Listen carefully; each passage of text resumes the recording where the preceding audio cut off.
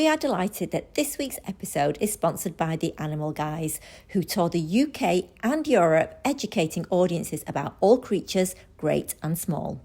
Having just completed a sellout theatre tour, what makes the Animal Guys different is they've developed an entire show that involves no live animals. They truly believe in learning through laughter and educating families today so that we can save the animals of tomorrow. To find out more and for tickets to their tour, just Google The Animal Guys. Pretty much anything that we get today comes with an instruction manual. Except, of course, kids.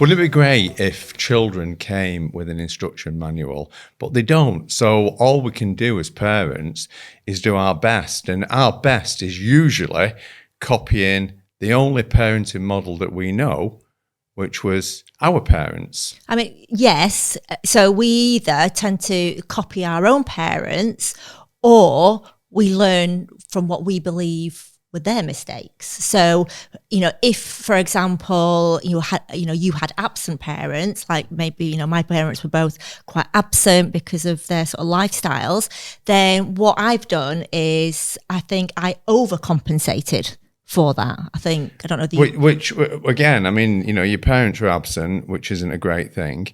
You overcompensate, which again isn't a great thing. No. So, so it's a fine line between those two, which would have been perfect. But again, having them absent made you feel like you needed to overcompensate. Yeah.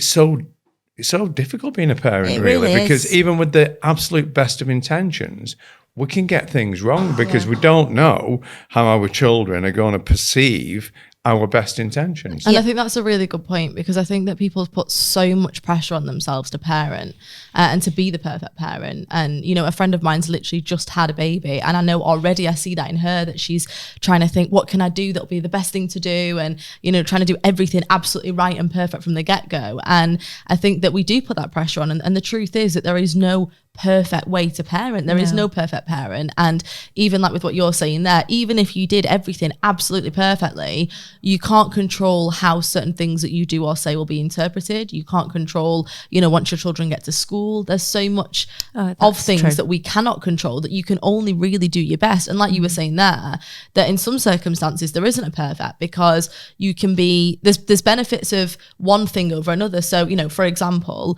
if you have had parents that have been more absent, yes, of course, that might have affected you negatively, but equally, it might have taught you some things about being independent and being able to do more for yourself. So you are one of the most independent people that I know, and you function so well doing things for yourself because you've always had to. And that's true. I mean, that is one thing that I would say that I'm incredibly grateful for, is that because look, my parents were great providers, and I learned like cooking from my mum and things like that.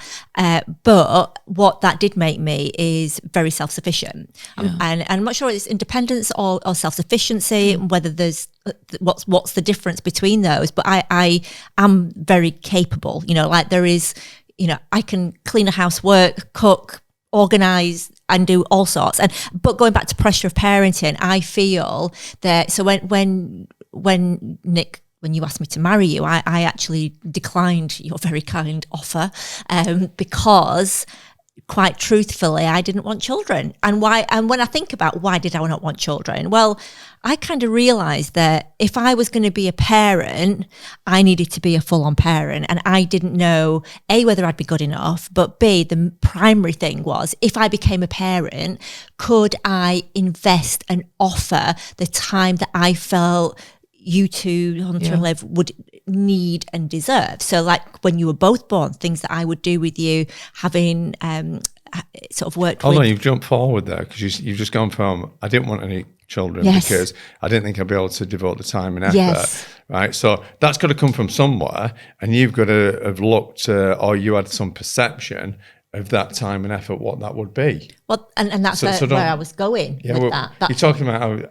those two, but we'd not had them at this point. But that time and effort would mean things like, I'd want to speak to them in Polish so that, like me, they could be bilingual. I wanted to read with them. I wanted to write with them. I wanted to entertain them in an educational way so that they were, as smart as they could possibly be. I think you wanted to do it perfectly. I did. And therefore felt that would be a massive commitment and weren't sure you could commit that, right? That's 100%. That's the bottom line. And sorry, I'm just going to have to pause 1 second because I actually want to just ask a question here that I've never ever asked yet. Something you just said there that just came to mind. And I'll bring back to what we were talking about in a second. But you mentioned there about dad proposing to you, and I realised I have never ever in all the time I have known you, which is 27 years of life to date, ever asked you how that happened. Ever. Really? I have never asked that question. And actually, she threw some shade on it saying that she declined, which she didn't. Right? Well, this is the thing. I've never asked you, like, how that happened. I want to know, like, did he ask your dad for permission? Was like a traditional thing like that? Or did you just go for it?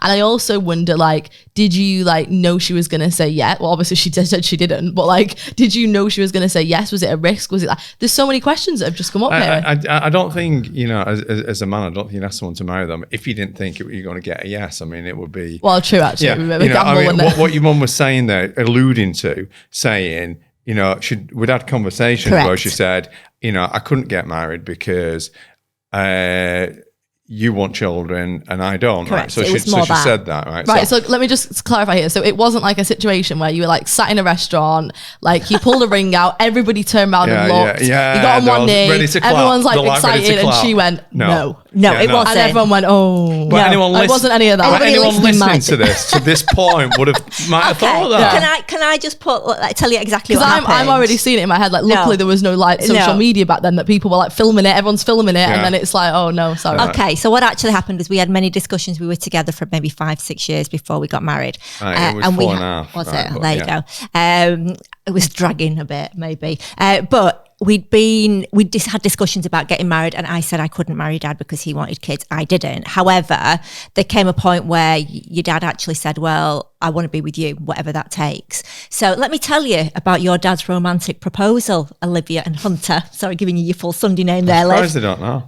But that's an interesting thing they'll just say about parenting. And one thing that I regret from with my parents is not asking them enough about their life. I sort of took them for granted in that way because there's so many things now that I wish I would have asked my mum and dad, and they're not with me anymore, and I'll never find the answers.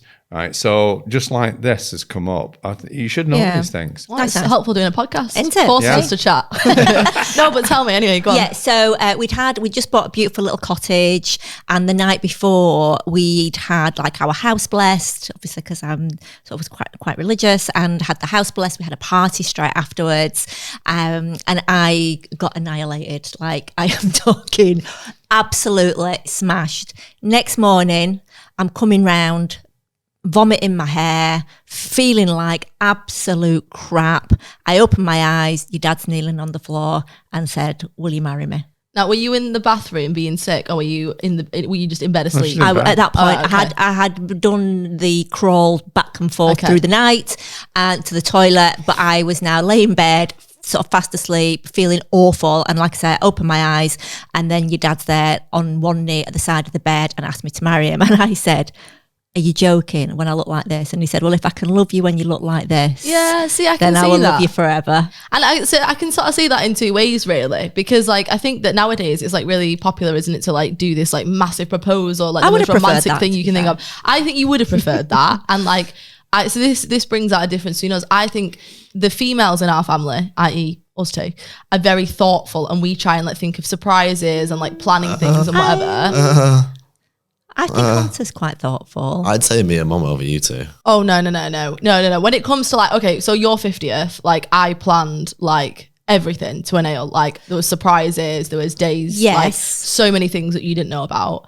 And that's where, and I already know what you're getting for Christmas, right? I can tell you now there'll be no one else around this table that knows what they're getting you for Christmas. And there's nobody around this table that actually, I can say I know. True. It's not true. I've already bought the Christmas present. Stop it. Liar. It's true. Oh my, let's see. Tumbleweed. Well, okay. Well, fair enough. Anyway. But my point is though, generally, I think that the boys are less like coming to like planning things and surprises totally disagree and stuff. with that. I have no evidence of Go on, give us some evidence, Hunter. What do you mean? I think you're thoughtful. Yeah, I think more so my friends and stuff in the family, because there's not any opportunities to do it with family, really. Maybe. Okay, well, I'm just going off the fact that usually, like, mum's birthday, like, on the day, you're like, oh, we should probably get mum a present. Whereas I would, like, plan it months in advance. Okay, for example, for Father's Day this year, I got dad a single for the band we were going to see, so we get it signed. You've got better. That was quite. You've got better. Yeah. You've definitely got better. That was really good. I know. You've definitely got better. But I just think that, like, that's so my point being, though, is that I think that dad necessarily wouldn't think to plan something like that. So looking at it through dad's eyes, I actually think that's super thoughtful. Does that make sense? Like, really? Because anyway, he let's wouldn't move be on. a planner. So like he's tried to think of something there that's actually really sweet, and it's like even in the worst state he wants to marry us. I can see that, even though it's not the big plan. Just if ever you're going to ask me again, can we do like, Eiffel Tower, something? No, in fact, I want to go to the Maldives. Take me to the Maldives. So you're trying to say that it wasn't a good enough effort? Is that what you're saying? Comparing it to something that you would have liked. Yeah, no. Listen, it was very nice of you, and the ring was gorgeous and all that. However, let's carry on with the discussion. Okay, so that's all I wanted to know. But I'll bring it back to parenting. So the point being is, I think you put a lot of pressure on yourself to be a perfect parent and perfect everything. That's something I've always felt not good enough. I always felt that I had to overcompensate in everything, whether that's a friendship, whether that is as a wife, as a housewife, as some, in work, as a mum to you both.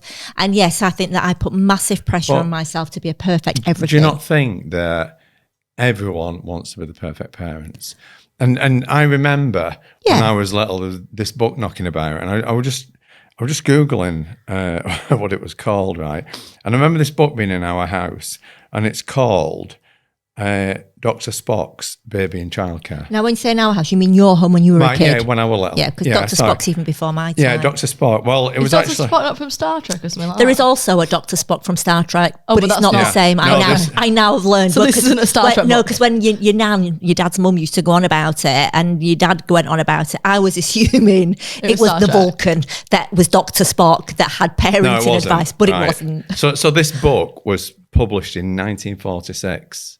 Let's just have a think how long ago that was. But anyway, it's called The Common Sense Book of Baby and Childcare by Dr. Benjamin Spock. Right. And I know that this was in my mum and dad's house. And obviously my mum used to, wanting to be the best parent, thought, well, who would know better about parenting than a paediatric doctor? Yeah. And this I'm just looking on Google here. It says, what is Spock's theory of parenting? I don't know what this is. I'm just going to read it. Overall, Spock's advice encouraged caregivers to help children fit into the current needs of society and become contributing members of that society. And that's a good point, because when we're a contributing member to society, what that means is that, that we might be doing stuff, we might be doing some voluntary work. So I kind of get that. But overriding, though, is your child knowing that they're He advocated for parents to instill values of cooperativeness and congeniality and help their children to be likeable. I mean, it worked for me, let's be honest. Well, I think my children are very, very likeable, both of you. Can I just state that Hunter's voice today? Yeah, I was going to point that out. It's very deep. It is very deep. He has a deep voice anyway, but it's particularly deep. It is. I'm very ill. Oh, bless you. Really bad. He does. His voice sounds like somebody. I'm trying to think, who could it be? Do you know what? I know who it sounds like. I'm gonna get. Who is that? I've got an idea. I've got an idea. Okay, hang on. Right. I don't know how this is going to be particularly flattering for me. Okay, what do we think? Does this sound like Hunter today? The Emperor does not share your optimistic appraisal of the situation. What do you think? Oh, see, for me, it's more like that. So that's Darth Vader, isn't it? Yeah, Darth Vader. Yeah. So and who's the? James L. Jones. Yeah, that's what I'm hearing. It's a bit, but I think this one's better. Right, see if you recognise this one. Sorry, hang on, but we're nearly there. Here we go. Right, here we go. Here's the voice. No, I don't think so. That's it. What do you think? I think Darth Vader's better. This is Barry White. No, Barry White. This is you, Hunter. Is that better? Hunter thinks he sounds like Darth Vader. But I think that you're definitely more Barry White today. The Emperor does not share your... There you go. See? Yes. But anyway, so going back to parenting, look, I think the most important thing, and this is something that not just as therapists, but also as parents. I think the main thing, the most key component to being a parent is not about the latest fashion. It's not about the latest toys. It's about that child knowing always that they have unconditional love, that they have unconditional support, that they always have a safe place to come back to. And obviously, look, you know, around the table, there's two people that have more kids than me and Nick, being you two. Would you have more kids? I don't have any kids. Be more kids. Be more kids. Yes, no, like you're more kiddified than us because you're a bit younger than us. But you know, would you not agree that those things are far more important than absolutely? Of course, you know, all kids want to have the latest fashion. All kids want to have the latest phones and the latest technology and all that. But ultimately, I think that knowing that you're loved, supported, that there's always, like I say, a safe base for you. Yeah, is I important. agree. I think that you can kind of get caught with everything else, but and you can make mistakes, but as long as you have those three things that you just said, I think that's the most important. Like even going to America, I know that was hard on you, and it was a big thing for me to go over there. And I know it wasn't easy for you, and you very easily could have said no or stop me, but I know that you love me and you wanted to do what was best for me, and I was able to do that because of the result. So yeah. I massively agree. No, I think the same. I think that, you know, and I think it's so hard for parents, and especially, you know, nowadays that it seems to be, there are more gadgets, there's more things that, you know, tech things that children want, and parents wanting to make sure their children don't feel left out because they've not got all the latest things that their friends have got. Equally trying to balance, you know, life is expensive and that's difficult, and on top of that trying to balance making their child feel loved, but then there's this big thing, isn't there, about having to be able to provide for that child is to go out to work, but then obviously feeling that you're putting work above spending time with that child. It's such a difficult balance, and it's so hard to find and to know what's the right thing to do in that circumstance. I mean, we felt that, didn't we? We felt that guilt of leaving. And I think all parents feel that guilt of, you know, in an ideal world, you will have children and you'll spend your days with them, and you wouldn't go to work in an ideal world, you know, and maybe that we're seeing more of that because more people are working from home these days. True. More, you know, I think that in the future, and I read something, perhaps in the next 10 years, the 9 to 5 going to the office will cease, and more people will. But then, be do you not from think home. equally it goes back to what I was saying before about like there's no right way of doing things, because there can be bad things about that as well. So like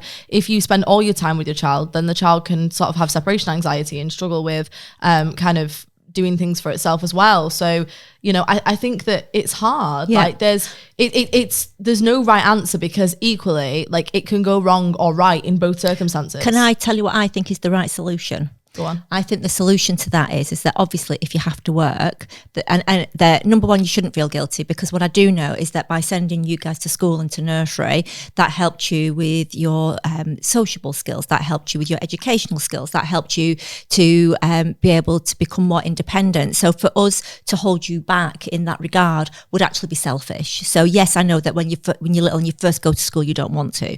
However, I think you've got to let your children go. You've got to let them go to school. Like Hunter said, him going to university, you going to university, you know, what we've also got to remember as parents is that we've been molding you and shaping you to be able to do that. So despite the fact that I was a wreck hunter and I cried all the way home from America and we dropped you off, and I cried on the aircraft, and if I tell you that 10, 20 people came up to me and went, "Miss, are you all right?"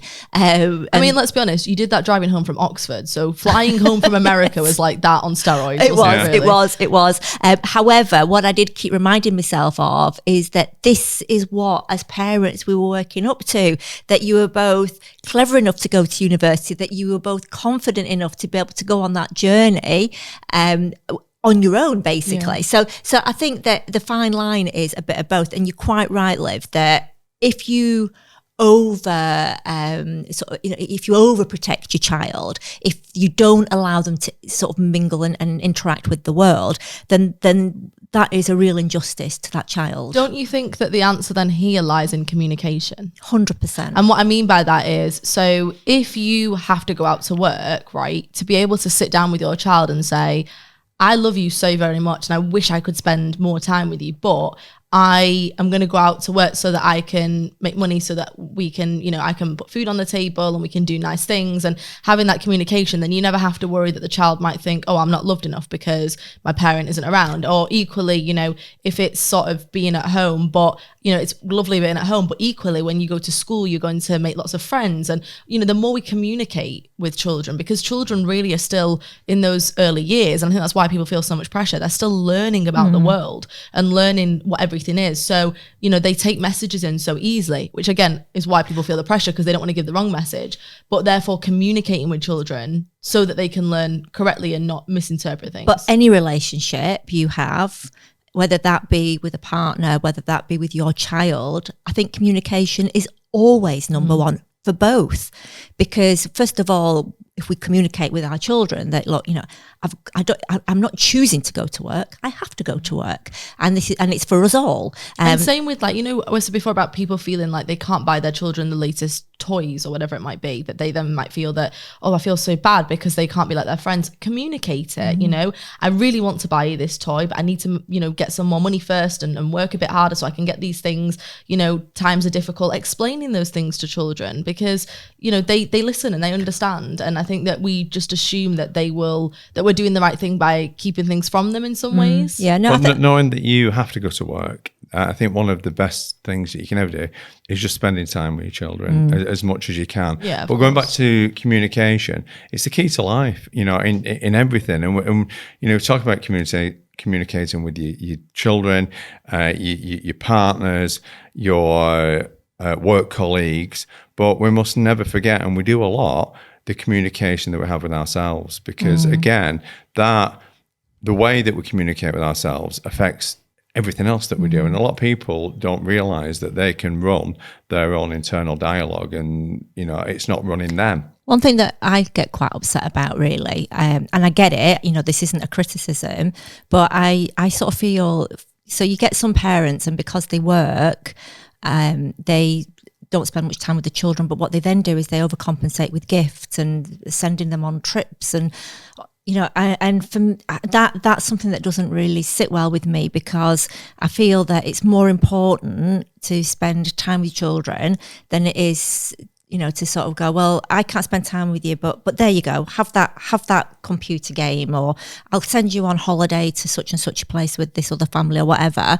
And I just think it's so important. But this is where communication comes in. If we say, look, I really wish I could spend time with you, I can't. But what I'm going to do, so that you're not bored, I'm going to give you this, or I'm going to send you here.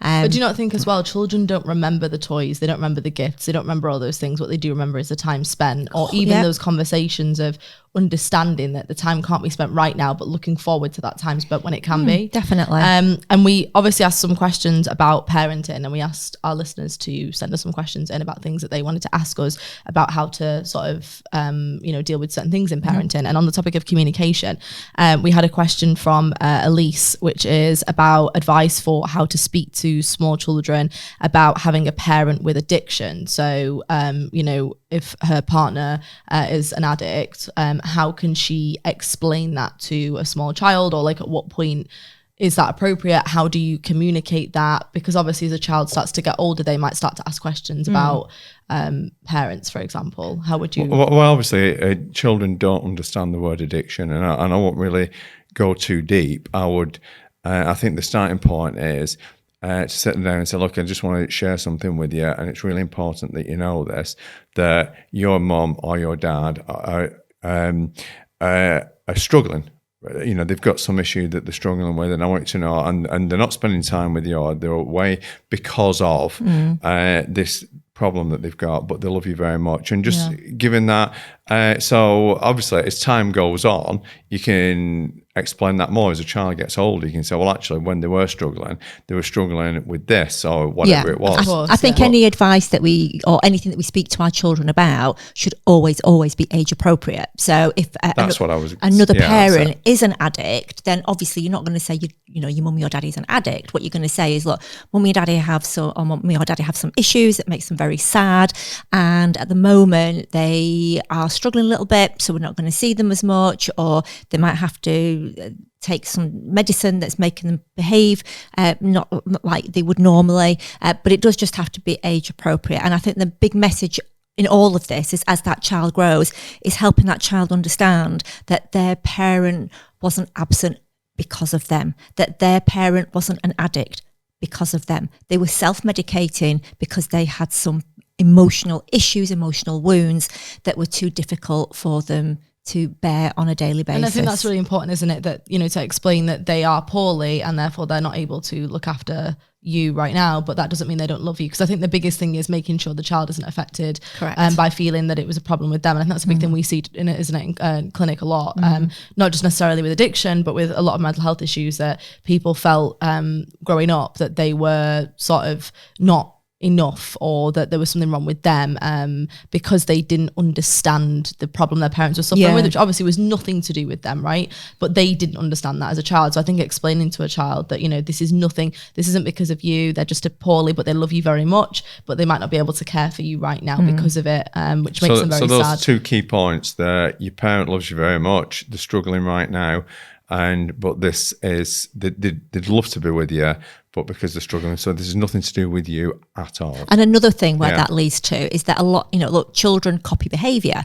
So, you know, why does every child have their accent? And that is because they copy their environment, they copy their parents. And another thing that we need to be aware of is that children, you know, if you have any sort of an issue, a phobia, a fear, then your children might copy that as well. So which I was just going to say as well, we had a question from Linda who said basically that how do you stop your child from copying something that you struggle with? So copying a phobia, copying, you know, because obviously we do see in clinic people with phobias because they've copied a parent or an OCD. But even anxiety. So if you're an anxious parent, your child will become an anxious child, not because they feel anxious, but because that's how they've been taught to view the world, to risk assess. How often do we hear that though as well? Like, I'm a worrier. Why are you a worrier? Because my parents were worriers. Yeah, so absolutely. You've been taught to look out for things that are worrying or things that, you know, you should be cautious of. Exactly. So you don't know any different. So so what would your advice be for that then? And again, my advice would be, and this is something that we say to a lot of people, is sit down with your child and say, look, you know, if it's a phobia, for example, you know, mummy doesn't like spiders or mummy doesn't like vomit because something happened when I was little and I misunderstood and I haven't got it right, I've got it wrong. So I need you to not be scared so that I can copy you and get my strength from you. So I think, again, it comes down to communication and just saying to the child, because look, a phobia is an irrational fear. So if you have a phobia, you don't want it. So you know it's an irrational fear, and explaining that to your child, you say, you know, mummy's got it wrong or daddy's got it wrong.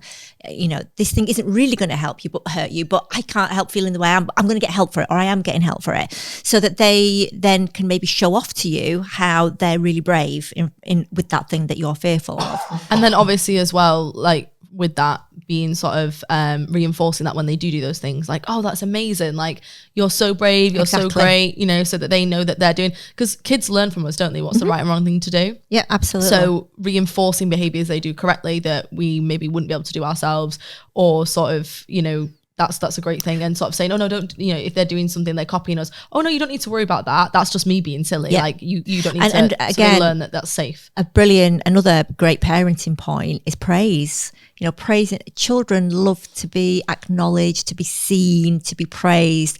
And another thing that I have a little bit of an issue with is when people label a child as a naughty child. I don't believe naughty children exist. They are children that are not being stimulated enough. You know, and yes, I accept that some children might need more stimulation than others, and it can be exhausting. And I do get that. So this is, again, isn't a criticism, but to label a child a naughty child is just so, it's the wrong thing to do, because that child will then go, okay, I'm the naughty child, so that's who I'll be and that's who I'll become. While you're talking about labels, a child should never have any negative label. No. And you know, sometimes those labels are born out of comparison, where you have two children, one's super confident and, you know, usually an older one, and then the other child is, they're the shy one, right? They're not shy. On that note, can I just say as well, you said there are no negative labels, but no labels at all, because actually just by giving the other one a positive label, that's where that comes from, right? So if you've got a sibling and your parent goes, oh, she's the confident one, they don't even have to say you're the shy one. It can just be that you assume, well, if she's the confident one, I must be confident. Yeah. So any labels, right? Yeah, any labels. Well, I don't necessarily agree with that. I think always one thing that we've always said to both of you is that you're really clever, and I think that, you know, because we become what we think about, if you have the same label, then that's fine, because there's no comparison. Yes, so then, what is you're there? saying is you can give the labels as long as like the labels are equitable. So like everyone's got that. So it's not like kind of they're really confident, but you're not. Yeah, because let's be honest, if you know, if we aren't encouraging our children, who is? Because, you know, with going to school, some teachers are encouraging, but others aren't. Others are the complete opposite. Yeah. So we've got to control that as much as we can, and we've got to encourage our children. And interestingly as well, how much those labels make a difference. I mean, I know someone that I saw in clinic recently, such an intelligent woman who's so successful in her career, but yet has massive imposter syndrome and felt so bad about herself, purely and simply because, in the ironic sense of 3 siblings, she was the most intelligent. So the parents never encouraged her, but really encouraged the other 2.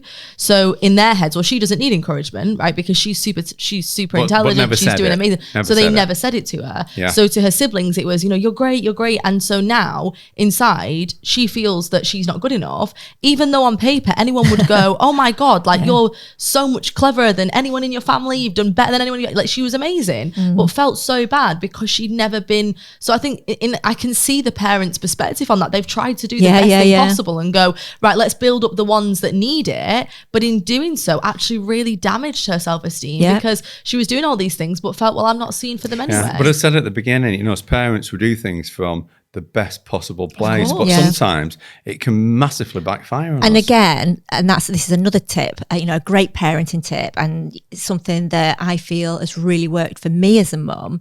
And that is that I have often held my hands up to Liv and Hunter and said, listen, you know, I'm still fairly new at this, and you didn't come with an instruction manual. So, you know, and I get things wrong. And I hope that you would both agree that me and Dad, you know, if ever, for example, we've chastised you and we were incorrect to do so, or we did something wrong, that we've held our hands up and said, I got that wrong and I shouldn't have said that, or I shouldn't have done that, or I shouldn't have reacted quite that way. And just to point out to you both and to your children that we're human, you know, we had you Liv and obviously had you for 8 years.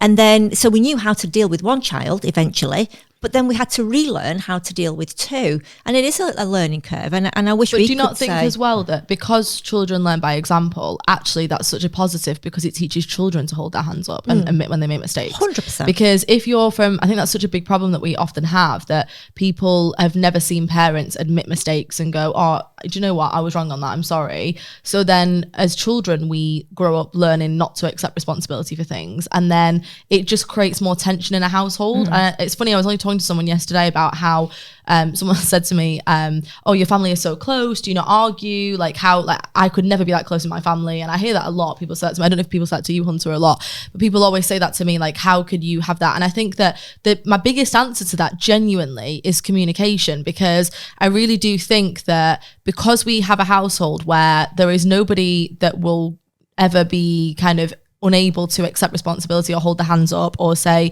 you know, yeah, do you know what, I made a mistake there, that we all feel safe enough to do that, and therefore arguments or disagreements diffuse so quickly. True. It doesn't stop them happening because we can always misunderstand each other, you know, get things wrong. But the fact that we're all able to go, okay, hang on a minute, like, was I wrong? Okay, fair enough. Yeah, I get that. I see how you've taken that. I see, and we're all capable of holding our hands up and accepting responsibility because you two have done that. Yes. Me and Hunter have learned that, and therefore we can all communicate harmoniously. Can I also mention that one thing that part of growing up and part of interacting with the world is knowing where you fit, and therefore to find that, you've got to push boundaries.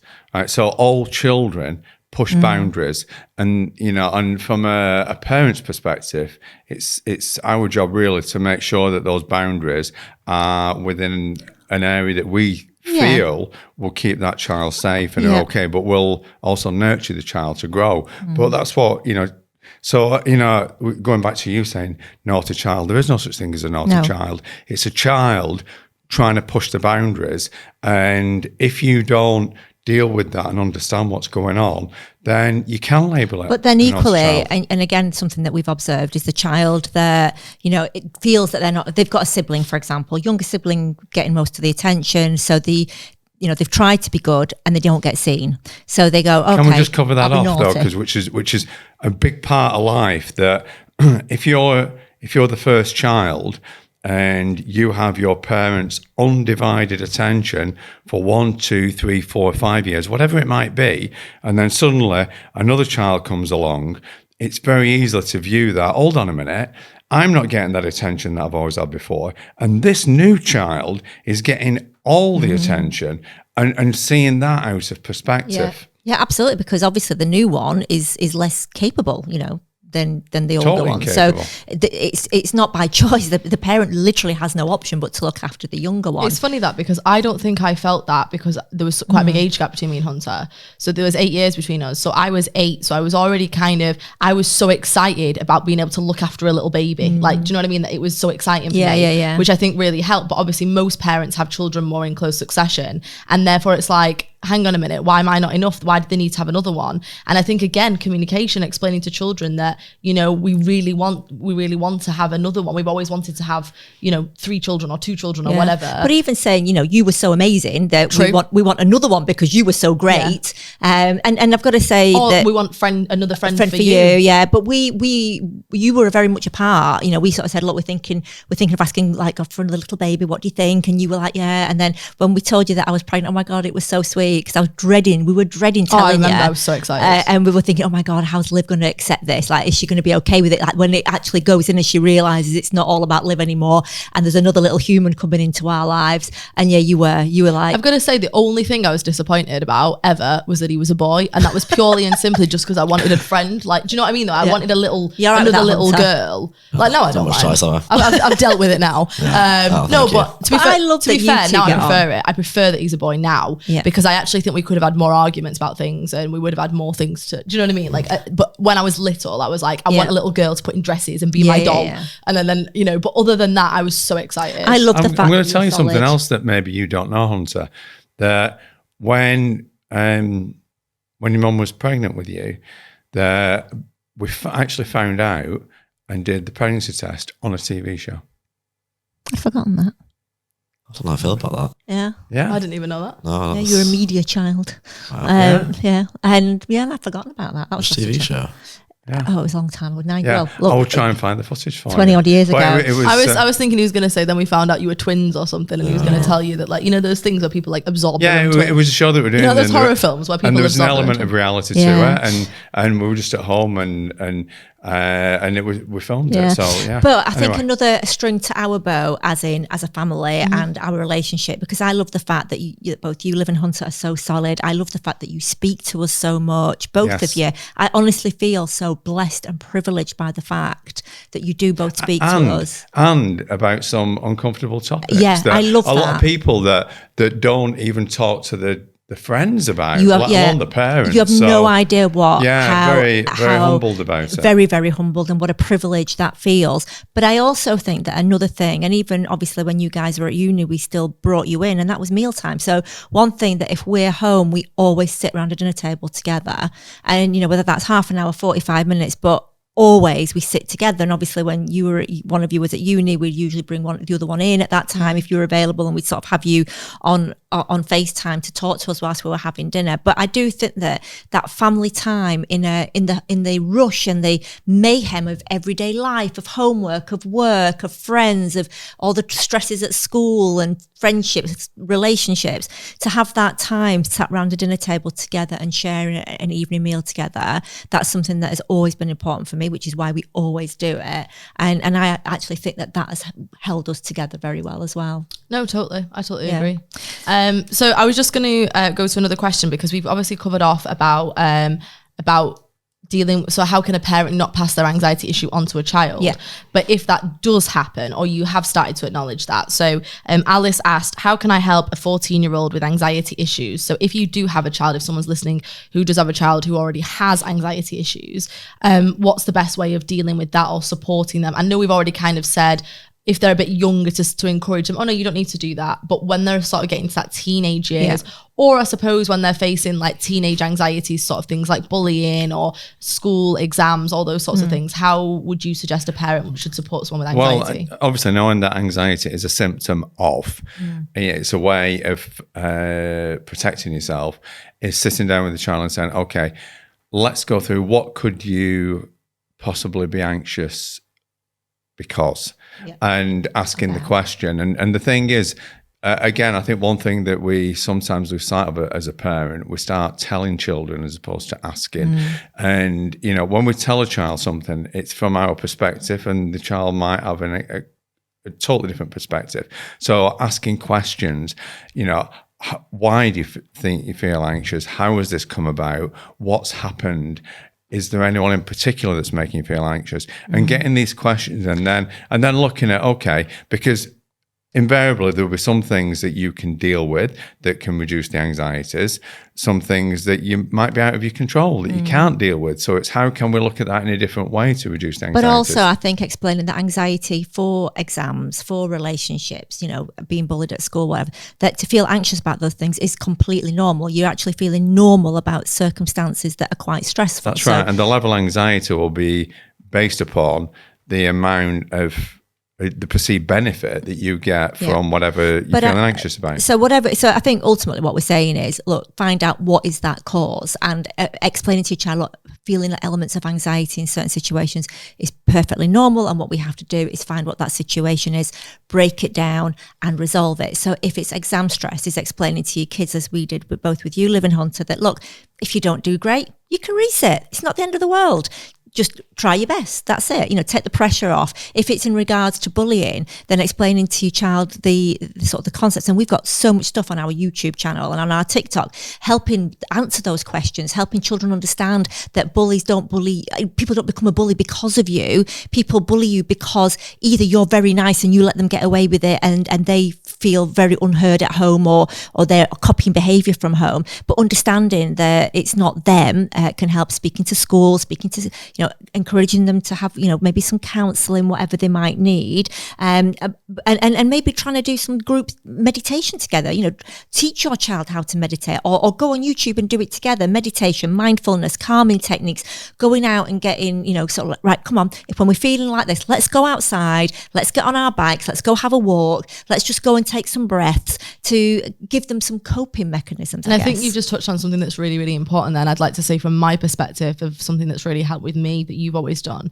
is to, you know, because a lot of people say, why do we feel comfortable to talk to you about things? And why do we, like, you know, sort of come to you? Obviously it makes sense because you're a therapist, but still people don't go to their parents for things. So why do we do that? And I think knowing that if I've ever come to you, and I'm sure Hunter would say the same, that I know I'm going to be supported. And I know that even if you don't know the answer right now, you'll find one. And that's the key thing that I would like to just stress to people listening, that if your child comes to you and says they're struggling, to be able to say, okay, right, well, that's fine. We'll find an answer. There's, you know, Dad's always said to me, there's always an answer. If we've not got it right now, we'll find one. There's always a solution. And if you come to me, you know, we can sit down, we'll work through it together. There's no judgment. We'll figure this situation out. And I think if you can give that to your children and communicate that, then they will come to you and you can help them out. I think especially in the hard times as well, if something that happens, not getting angry or not raising your voice and dealing with it. Yes. Yeah, absolutely. Patiently, I guess, and at least wait until after the problem's gone to actually start talking about to them about if they did something wrong or whatever, then maybe do that after they've dealt with the situation. If you know what I mean. So I think it's time to start to put together our little tips for our handbook to happiness on parenting and anxious children. So should we start with you, Hunter, with your sore throat today? What have you got to add for our handbook to happiness? I think, I mean, just what's already been said, I think that really the biggest thing, at least for me, was just knowing that I was always going to be loved and supported no matter what, and just being able to talk to you about things and knowing that even if you weren't going to be necessarily happy with it, you wouldn't raise your voice, you wouldn't shout. It was always dealt with very, like, calmly. Yeah. Good. And just that environment, I think, was very important. Nice. Liv? I think a big thing that we face a lot in clinic, people that do have issues from sort of their childhood, is that thing that we came to before about comparison and feeling not good enough.